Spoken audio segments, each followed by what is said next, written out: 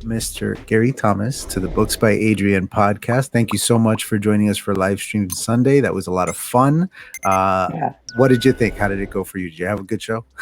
Yeah, it was really good. Thank you for having me. Yeah, it was great fun. Yeah, and great to see people watching, and the comments and the questions were good as well. So yeah, it was good. Yeah, that's I always the enjoyed best it. part is the Yeah, chat questions. yeah, Especially when some of them, like Richard, for example, who knows you, he can get yeah, a yeah, yeah, little goofy with it.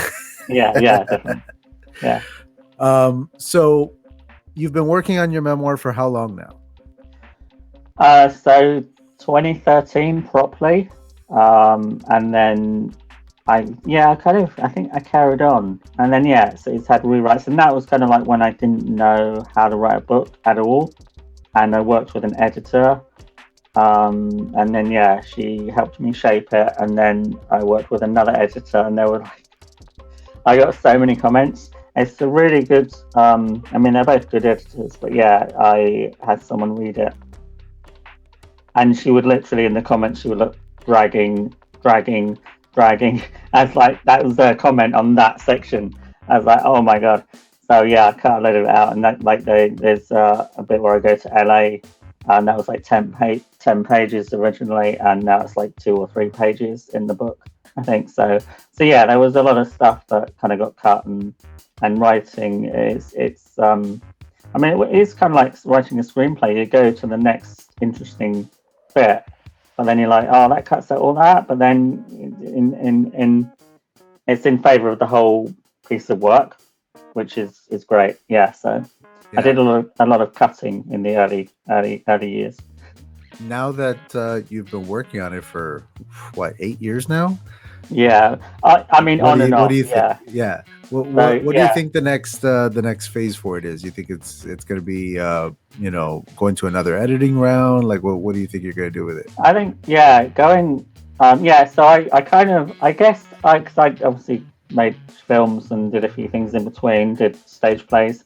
So 2019 I got more Arts Council funding to finish it, and actually kind of get it out there, get my name out there, I think is what I put in the application. So that was me rather than the book. So if the book wasn't quite ready, I could still get my name out there.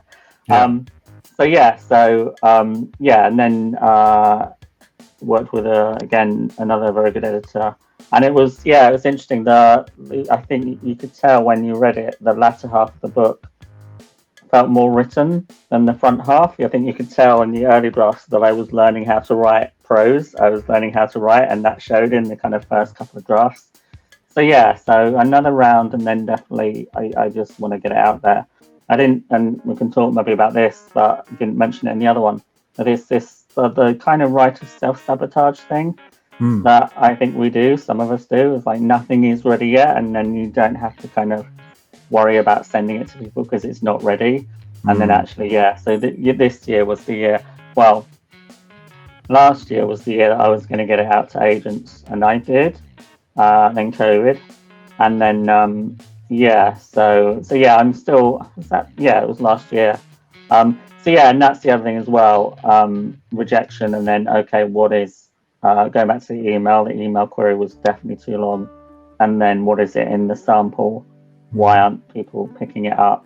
And that could be like a minor tweak, or it could be like a massive whole rewrite. So yeah, it's interesting. And have you considered at all going independent publishing? Kind of, yeah. Self-published? I'm slightly scared of putting something out there and it not kind of going anywhere. But that's the whole idea of community and an online community, especially in building that fan base. Yeah. Again, it's like a whole nother job. I'm definitely interested in it. That's the chocolate that I had earlier.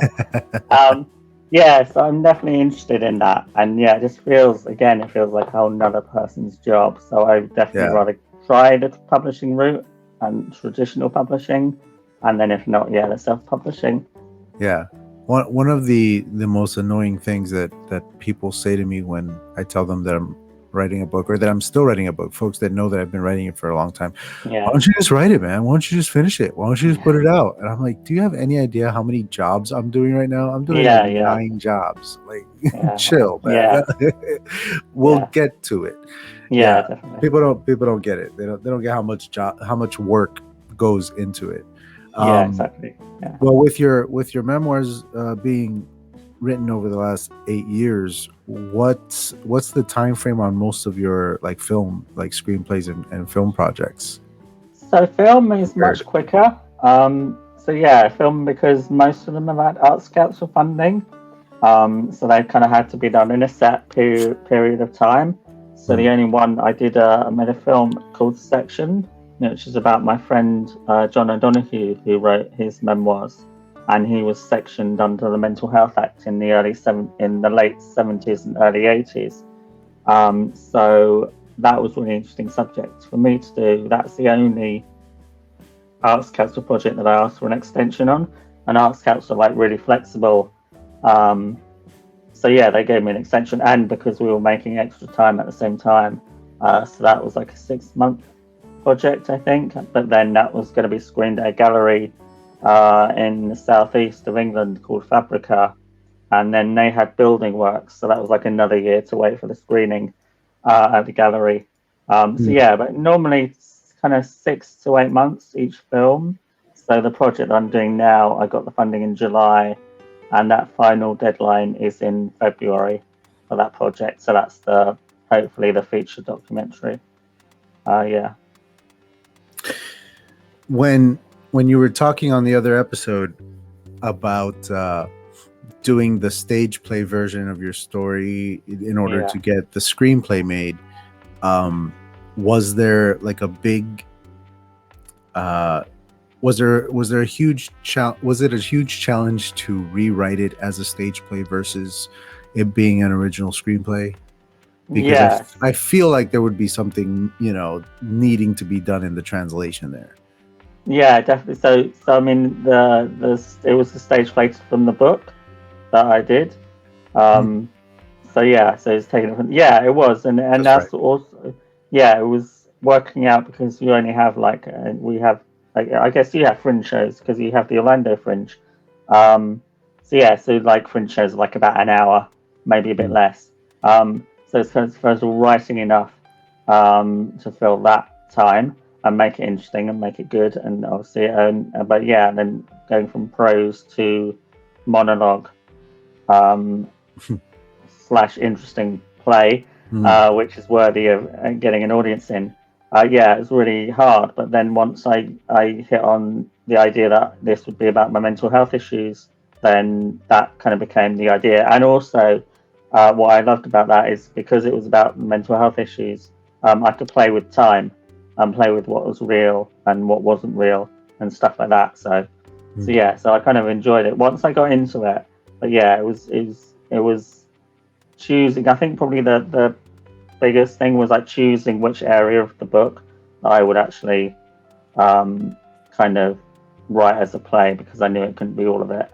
And I think because I've written this screenplay that I've written this year, I think that will be the play for next year. So that's where I will be rewriting a play for it from a screenplay, and I'm thinking about that now. So that'll be an interesting challenge. And actually, I did do a simple wedding comedy, which was from the screenplay. So that was a two-hander about a brother and sister, and that's what the screenplay is about. But in the screenplay, you have all the characters, and in the stage play, I just had the brother and sister, and that was kind of dialogue. Kind of there's a way of, I don't remember the name of it now, but they call it something. It's direct connection, directly talking to the audience in a monologue, or you're talking to each other, and that was a mix of both. But yeah, the way I dealt with that and the screenplay was I just had the brother and sister on stage, and they kind of told the whole story. So that was really interesting, and I worked with a director on that who cut a lot of the script, which was very annoying, and I don't want that to happen again. So it was like Yeah. The joys of collaboration, huh? Mm-hmm. The visual Yeah. storytelling aspects of it have to be pretty interesting because, like when you're writing it as a script, you almost don't have to worry too much. You can throw whatever action you want in there because ultimately a director and a director of photography are going to together, plan your Yeah. shots and figure it out. Yeah. So And you it can always kind of let changes. loose. Yeah. But in a stage play, I'm assuming that you have to have in mind the fact that you are playing outward to an audience in a general direction. You don't Yeah. have the whole 360 kind of option that you do in movies. So, like, does that come into it a lot when you're adapting from one to the other? Yeah, definitely. And I, as a script editor, another script editor, um, said something quite a while ago now, but I remember it's the word cut to in a screenplay is really interesting. And when you write a play, you don't have that. You No. can't really cut to anything. And you can maybe have 2 or 3 stage sets at the most, but in Fringe Theatre, it's like 2, if that. So yeah, so that was a real challenge kind of doing that from the doing that in a play, and then yeah, so that's and I'm glad in a way that I wrote the 49 as a stage play first, so I didn't have that to kind of deal with. Yeah, you don't have to like Yeah, work backwards from that. You could just exactly. start from Yeah, from the ground up. yeah, yeah. So, but the plays are really good to write in terms of limiting your kind of what you have. So, like, you literally can't go here. You can't go to another location in a stage play, so everything happens here. So then you write that, but with that, you like that scene needs to be a reason why that scene is there now and why that Mhm. scene is there, Mhm. and you can cut to in a way, but not as much. I think people are doing that now, kind of in modern plays. Mm. I remember before lockdown, I have actually seen 3 shows recently. Uh, um, 2 because I saw the same one. But yeah, there's a play called Vincent River. I don't remember the Okay. writer, but yeah, it's all a two-hander basically, and Mm. it all plays out in front of everyone, basically all in one go. I thought it was like an hour, but it wasn't. They called it like I don't remember what they called, but it's like an hour and 20 minutes, an hour and 10 minutes. It felt like a full play, you know, but it was really good in just keeping the tension and keeping the interest, and that's what I'm still learning for me in terms of playwriting.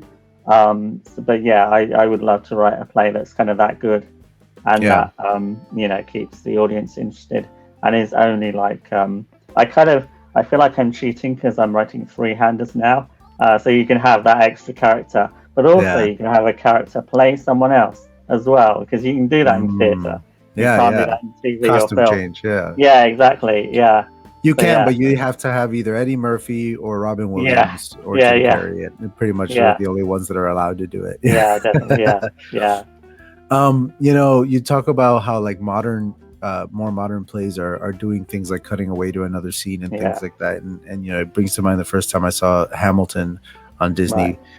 Disney Plus, and the turntable stage that they have Yeah, yeah. in that production, the way that they make it so that folks can walk, Right. continuously throughout a scene, that furniture that they put on the turntable can like come in from the Yeah, back and can go yeah, back out when you're done. Like, it's yeah. just Definitely. brilliant. I immediately thought every stage needs one of those turntable things, like every single Exactly. one. Yeah. Like, do it. Yeah. Yeah, Well, it's it's a new interesting you tool. say that. Yeah, definitely. And I saw Back to the Future musical, which was amazing. They used the turntable and they did something really interesting because they have. I mean, I genuinely thought it was the actor. It was a dummy because you have the dummy there. He's under a tree, so you think that's the actor. Oh my god, he's going to lift the tree up and get him out of there. The Okay. turntable turns, and the actor is already in the bed because it wasn't the actor; it was a dummy. But it was a very realistic dummy. But that So saves all that kind of they cut to him being in the exactly, bed. yeah, yeah, because of the turntable and because of the dummy, and That's that's quite awesome. exciting. It was a scene where he falls off a tree in Back to the Future, and that was really great to see in terms of film versus theatre. it was the perfect mix of this is exactly from the film, but there's also new stuff, and we've also changed it slightly. But it's and video screens, and it was amazing. But a real kind of masterclass in film versus theater. That sounds cool. I'm glad that I'm doing this like 2-show thing now, because if I have questions that I wasn't able to ask you Sunday, I can bring them here. I wanted to ask about this.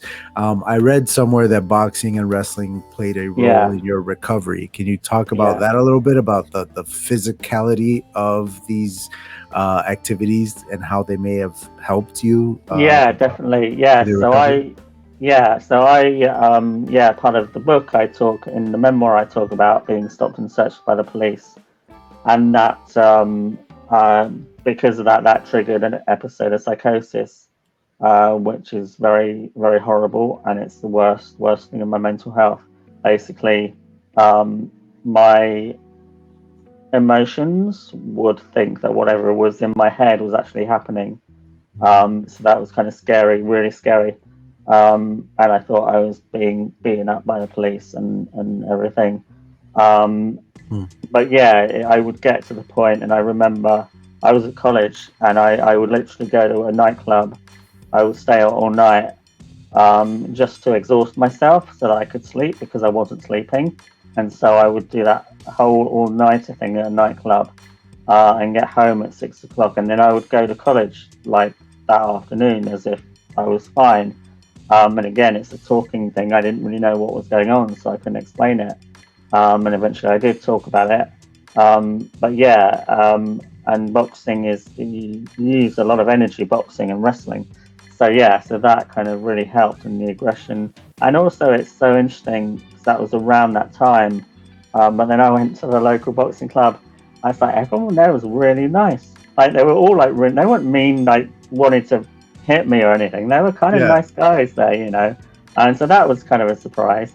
And then and that kind of, I got out a lot of aggression, and also if you're a writer, you're very solitary. You tend to work in the one place. You do all of that stuff, and then the gym. I prefer that as a gym to like a regular gym. I now have a bike at the end of my bed because cholesterol level. So I have that, but I would love to go back to the boxing club, and I love that. And also that's where I have the voices and the characters talking in my head. So while I'm doing that, I'm also getting the stories in my head and stuff like that as a writer, in doing all of that. So it definitely helped, if only to kind of exhaust myself, and I would generally be able to sleep that night that I would do it. And it was another social outlet as well, which was great.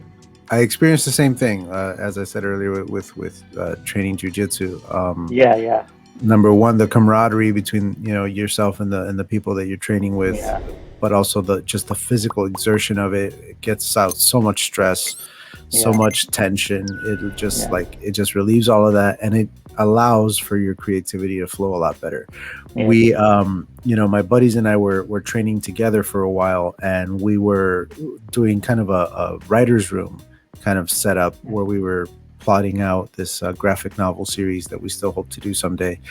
And we would start every writing session rolling jiu-jitsu, like okay, cool. Like, here, let's try to choke each other unconscious before we start writing something as friends and pals, like cool. And all with consent, right? Exactly. Nothing better than choking a dude who says it's okay to choke him. That's kind of that is one thing that I did learn as well, like wrestling holds and stuff, and hated them, and then I realized that you have to stay calm while you're in it, and then I could stay calm while I was in it, and that was kind of really good for me to learn. So I had a roommate who used to live out in LA and work in Hollywood, and he has a lot of stories about producers and directors and famous people and how absolutely bonkers they all are. So what was it like to come out to LA and pitch your ideas to Hollywood and all that stuff? Do you have any fun stories? That was great. It was my first, business trip to LA, to anywhere really. But I specifically went to it was the pitching expo, and there's I looked it up obviously for the books. Like, when was that and what pitching event was it? Because there's quite a few of them, and this back in 2009. And I don't really have any crazy stories, sadly. I did go to Universal Studios twice. I think I possibly went to Disneyland twice. So I did the whole pitching thing, and then I had a holiday. So I kind of put the two in one, which was fun. What I realized was, especially at the pitching, if you're pitching someone, some of them were assistants, but not that you'd know it. But everybody was really on. Everyone knew their shit, like everyone, and they will talk and give you, like, it was 5-minute pitches, and they'll give you this amazing feedback just on a log line, or just on like me talking for like 2 minutes. They would know exactly what story it was going to be. They would know the ending. They would know, because they're always on. And I don't remember who it was, but it was somebody from DreamWorks. And she was like, I think you're really onto something. And I don't know if it's my first pitch or one of them in between, but I was shocked at how fast she was talking and just giving me all this feedback, which was really great and really on point. And I kind of left there thinking that's how good you have to be if you want that kind of job. Do you know what I mean? So yeah, it's really interesting just to see that. And it's like, that's kind of why I may never be kind of working in TV or film or whatever, but actually the way I do it is I just continuously keep working in the way that I can, in the way that I can deal with, and then something will happen. So and on the good days, actually I can be like that. But yeah, just not every day. So yeah, that was just really interesting to see, like, how different they are. And everyone from London is like, I don't know, they don't have as much, sometimes you don't see the passion in it sometimes. But with nearly all of them, it was passion. And there was a woman, I want to say she was from Liverpool, but it was really weird hearing this English accent from one of the execs, and she had gone over there and worked and I think she had got her green card, or she could be there for so long and then she would have to come back again or something. But that was really good as well. Like, someone there had actually done it. And I don't even know. And the other thing, and I think this is really good advice that people, like, everyone wants to pitch to the big companies and the studios and whatever. Right. And I did choose, like, the quote smaller companies, because they have the time to talk to you. And because nobody was after me, I had like 10 minutes with her, and she gave me all this advice about how she moved there and how she did that. And she's working for, I think, a couple of companies. And that was really interesting, just hearing someone who had done that and made the move and kind of taken that leap. Well, you gotta figure the huge difference between, folks that do it in the UK and folks that do it over here. When you are in Hollywood and you're working in Hollywood, making movies and all that stuff, that's millions and millions of dollars, and it's moving like day to day. So they're but not only that, you got to figure they've heard every possible pitch under the sun. Yeah, exactly. Pitching them something that blows their hair back is probably so rare. Yeah. And for them to hear so many pitches and then move forward with certain projects and see how they turn out, they, like you say, they've learned how to identify from a pitch what the whole story is. Exactly. And being okay, you're on the right track, but I can already tell you're going to be going into some trouble over that's here. That's what she sounded like. Yeah. So, exactly. Yeah. That's as you say, that's people who know their stuff. They know their trade. They've been doing it a long time, and again, we're talking about millions of dollars in there, so they are laser focused on what they're doing. I mean, it's interesting. We kind of have that here, but more with the TV industry. So we have that. All the money is kind of being pumped into TV, and BBC. Now it's also and ITV and the commercials. I'm always shocked. I've been watching Schitt's Creek and genuinely shocked, and I don't know why, genuinely shocked to see the ITV logo at the end of it. And it's like, well, ITV Global, that's what they do. They want to distribute. They want the good. If something is good, then they will, they want it. And I think that's the thing. Like that, I didn't realize it was Canadian when I first heard about it. But Canadian 20-minute show last year won all the Emmys. Basically, do you know what I mean? Like, and you can imagine, like, that would have been really easy for them to pitch, like Eugene Levy, like famous actor. But I think they went through the same journey as everyone else. They found Canadian broadcasters. They found a channel, Pop, I think it was, in the US. I haven't heard of it before, but they went that route, and then Netflix picked it up. And it's so interesting that that wasn't on the big networks or anything, and then that took off, and everyone's talking about it. And because it is so good as well, I love it. Yeah. Well, these streaming services like Netflix first and foremost, they were the first to really like break out with it. Now there's so many that if you're pitching to network executives and they're not buying, hey, there's plenty of other places to take your stuff. And some places are looking for something really different and really unusual or unique or whatever it is, something that the broadcasters would normally pass on, like, well, let's try it over here. Definitely. I think, when YouTube started making shows, I was like, where are what is happening? YouTube is making Karate Kid, like Cobra Kai. Originals, was on YouTube before it moved over to Netflix. That's bananas. That's bananas. Yeah, definitely. There was what was it? I don't know, I forgot what I was gonna say. Anyway. No, it's fun. So what sort of plan do you have for the memoir and any books in the future after that? Like, I know that you said that you've been trying to taking it to the publishers and whatnot, but beyond that, like once you put it out there, are you done with the whole memoir thing and moving on to something else? Are you maybe considering adapting it into a stage production, a film, anything like that? What are your hopes and dreams for this book? So there's always, do you know Wayne Dyer at all? Wayne Dyer? Yeah, have you heard of him? I'm not sure. No, I don't think so. Very well-known kind of self-help guru. Kind of along the lines of Tony Robbins, but not half as commercial. Gotcha. He was really good. He made a film a while ago, which was actually free on YouTube for a long time. Probably find it. I don't remember what it's called, but it was about this. It was his book, and it was about the couple going on to a retreat, and you got the dad who was always working and everything, but and then at the same time in the same film, Wayne Dyer was also at this retreat being interviewed. So you've got him being interviewed at the same time as this couple was like going through all the problems that Wayne Dyer was explaining, and as you watch the film, you learn how to kind of cope with them. How to deal with them. And I've kind of always been interested in doing something like that. So it's kind of a documentary, but it's kind of a drama film, and kind of merging the two. And now, because Arts Council, I love Arts Council because they give me lots of money. But they're really interesting in like what I said in the most recent application. I didn't even specify the length of the film that I was going to make. And all I said was it's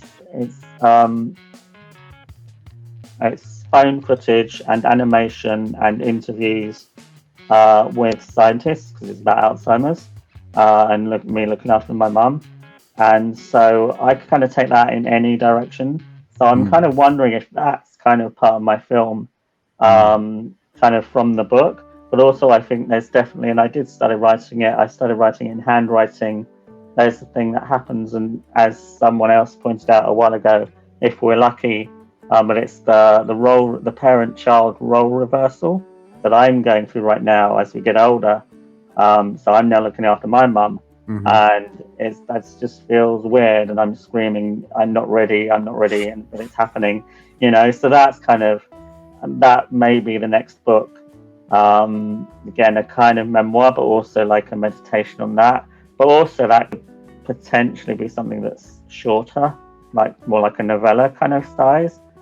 So things around that, but I really want to kind of get on with this film and see what shape it's going to take, because that's the thing with Arts Council. I told them what it was, but there weren't that many details in it, which is great. So I kind of feel freer to make this film, and also this will be the first time that I work hopefully with a project manager who will make me do the work and make me, do it and plan it and everything and oversee it basically.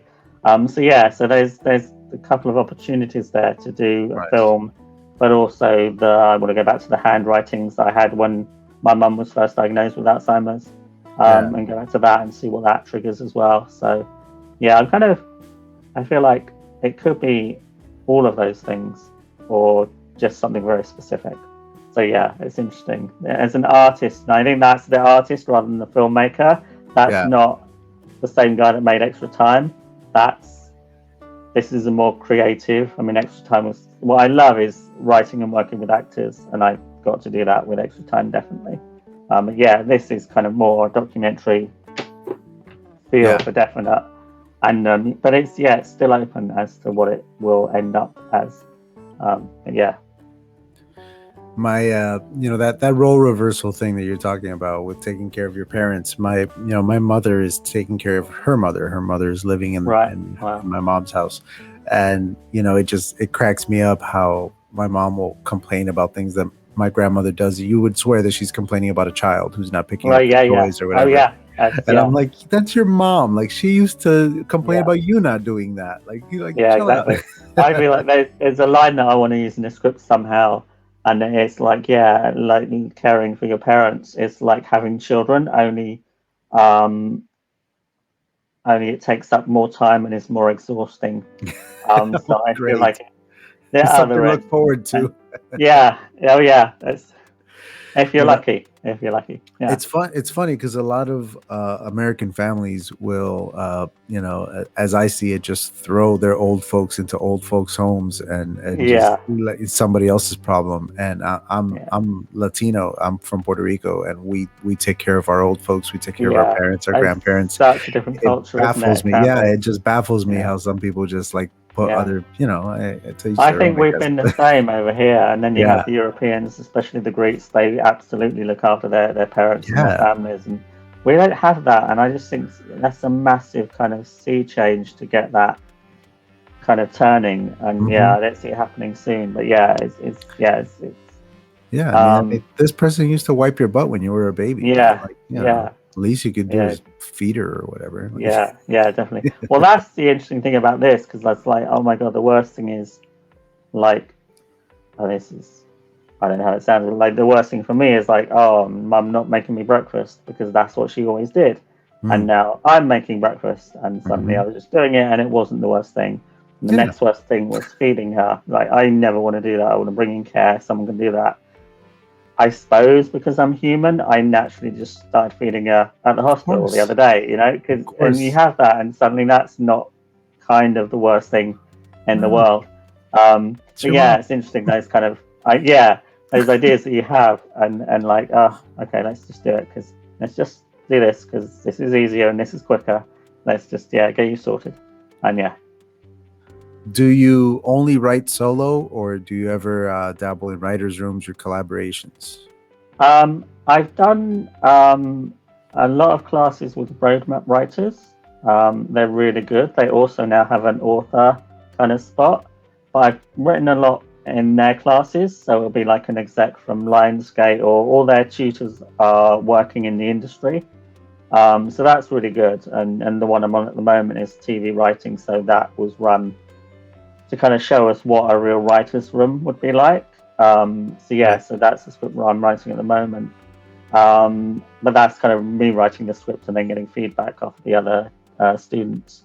I have written the show that I'm currently writing. I've always worked with script editors, so I think that's really good. It gets very expensive is the only problem.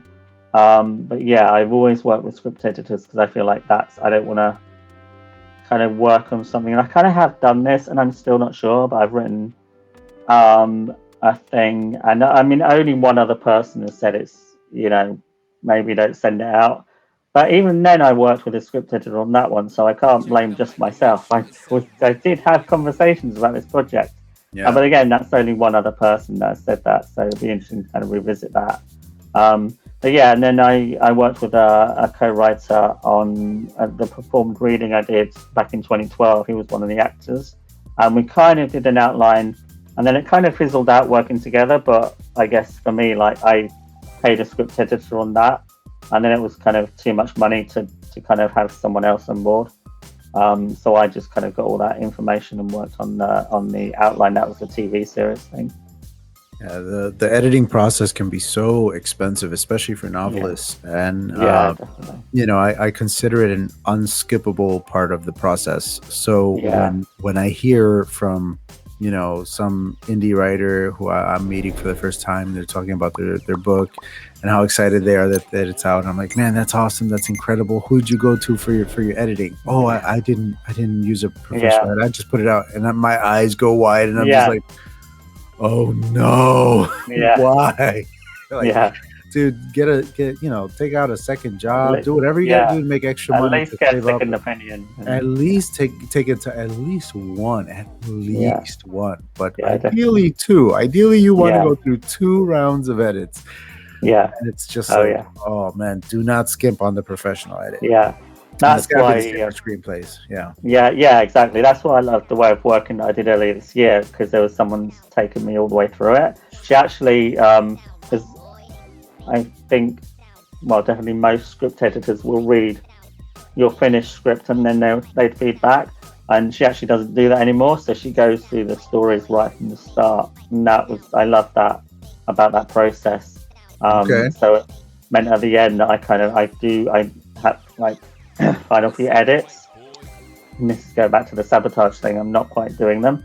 But when I make those edits, it will be like an industry ready thing because I've worked with someone from the very idea that I have. So yeah. yeah, See, I always wonder about editors like that, especially with a big novel, because like yeah, when you're going through it and you're making your notes or whatever, and maybe there's something that's being foreshadowed, and you have a note about how, oh, this better get paid off or whatever, yeah, and then you get to the end of the book and it is paid off. Like, it's like, well, should you have read the book first and then gone back, and like, but then that's twice as much work. It's a whole yeah, thing. Like, I don't know how they yeah, do it, how they keep it all yeah, straight. Someone else's story and helping them to like structure it. It blows my mind that yeah, editors can do that.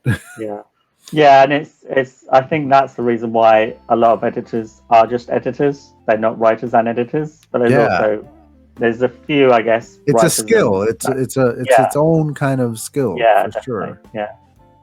Um, how did COVID-19 and 2020 affect your writing process? Did it change anything in how you do your thing?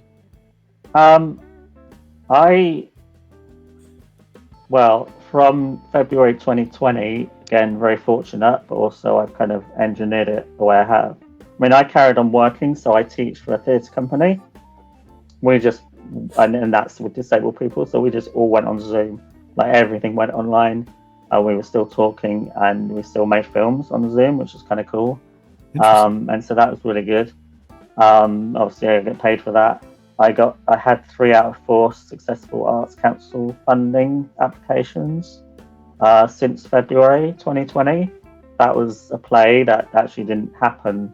So that's the only thing that I tried to write this play, and that's kind of the only thing that really kind of affected me. I guess I could not get a handle on this play, and so this was they got the funding right at the very end of February, and it was going to be for Wandsworth Fringe. And they did do a few bits online, but that was mainly like one other person doing the show online. So they did it through Facebook stories, I think.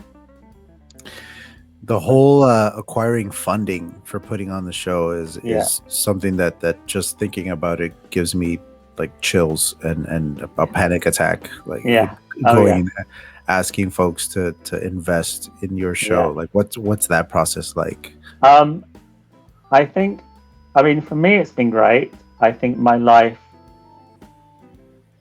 and my story lends it to people giving me funding because they have these groups that they want to kind of fund. So I've kind of always fitted into one of those groups. Now it's older people, so I'm moving into that group, which is great. For me, I kind of realized it a while back, and I think Arts Council and I have met them a few times, but generally you write an application and send it off, and it's a yes or no. But it means that I can just do that, and I don't have to talk to people. I don't have to talk to people about it. I don't have to pitch it. It obviously has to make sense in the application, and I work with someone to write that application because I don't do numbers. Like, I'm dyslexic and I think it's dyspraxic with numbers. Good with words, terrible at numbers. So someone else will write the budget for the Arts Council. It is a horrible, and everyone said this at one point or another. It's a horrible online application. It's a really weird system that I have. That's the worst thing you have to navigate. So we write in like a Word document, and then you copy and paste it into the online application. So yeah, and very fortunate to have Arts Council funding. It's Arts Council England. But yeah, I did try, and they got like it's a development fund as well. So that's the fund that you don't need any much funding for, but that also includes travel. So I did try for the Orlando to get travel to go to Orlando and meet the people that were in that event, and that got rejected. So I wasn't able to go. But yeah, so that was like looking at the Orlando Fringe as well, and kind of a couple of years ago. So yeah, so that's kind of interesting. I've had 7 successful funding applications. I've had just as many rejected, if not more. The one I got last year, I tried 4 times and got rejected 4 times, and then last year I got the funding. I think because of COVID, they wanted to fund more individuals rather than companies, and especially they wanted to fund more disabled individuals. So that kind of fell in my favor because that project was all about access and everything. So in terms of I wrote 8 things last year up until about August, and then I crashed, and I was like, oh. And then I did some roadmap training, and I learned to pitch and did all that. So kind of took another angle. So I was still kind of on Zoom and learning about stuff. So yeah, I'm I didn't say this actually, but with depression, I love learning, and that always, for some reason, that kind of helps lift depression, especially if it's a new thing. Okay. But then that also gets very expensive. So. Yeah, but there's, in the age of the internet, you can learn something new every day and do it completely for free. Like there's a way. Exactly. There's always a way. Wow. Okay. So where and when do you write? What's your actual writing process like? Do you lock yourself up in a room? I know you mentioned the what was it? The dining room? You sit down at the dining room table? The mansion, the spare dining room that we have in our mansion. Yes. I don't live in a mansion. Thomas Manor. Manners, I think it would be, yeah. Excuse me. It's one hallway and my bedroom is there. My office is kind of right opposite my mum's bedroom, so the light will kind of seep into her bedroom. So I've taken to writing, and also because I was on Zoom and talking, and I took to write in the dining room. And so that worked out really well. I write at nighttime. I have like a very basic Amazon thing that I put my laptop on, like a stand.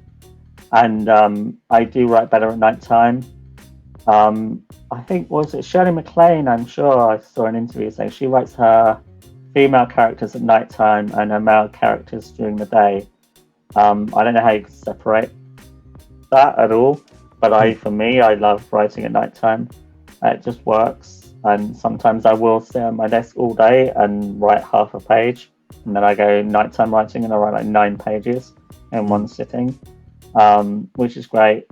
And so I always have an outline. I can't write without the few times I haven't written. A few times I've written without an outline, I had to stop and then do an outline and go back to it. And I'm using a new thing or trying to remember. There's so much learning. It's a guy called Dave Cohen.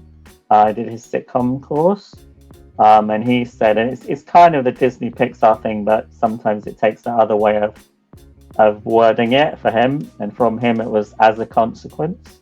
And if you use that when you're writing an outline, your character does this as a consequence, and that really keeps it with that character. And I've just found that that's really, really good, and that kind of flows, because I saw a play the other day and the main character kind of disappears for like 20 minutes of it, and it's like, where is he going? I don't know. But if you're using it as a consequence, you can't. Yeah. When he went to get some, I mean, it was all explained, but it was just very odd that he went to get and he was gone for like 20 minutes. But if you use like So yeah, it kind of was explained. So it wasn't like a plot hole or anything. But if you use as a consequence, especially for like screenwriting, Yeah. that has to happen as a result of the character doing something. And just that, like wording it like that, I find has really helped me. So I try and do that in my outlines. That's Now really I try good and advice. remember Yeah. it. Especially for plotting and everything, like keeping everything action, Exactly. reaction, Yeah. cause, effect. You Exactly. know, it keeps it moving. It keeps it moving. Yeah, Very nice. definitely. Yeah. Well, we are, going to be wrapping it up here pretty soon. So I wanted to ask if there was anything at all that that you really needed to talk about or wanted to talk about that we didn't cover in the other show or this one. Anything we missed out on, do you think? I don't think so. I think it's always hard to kind of give one bit of advice. Yeah.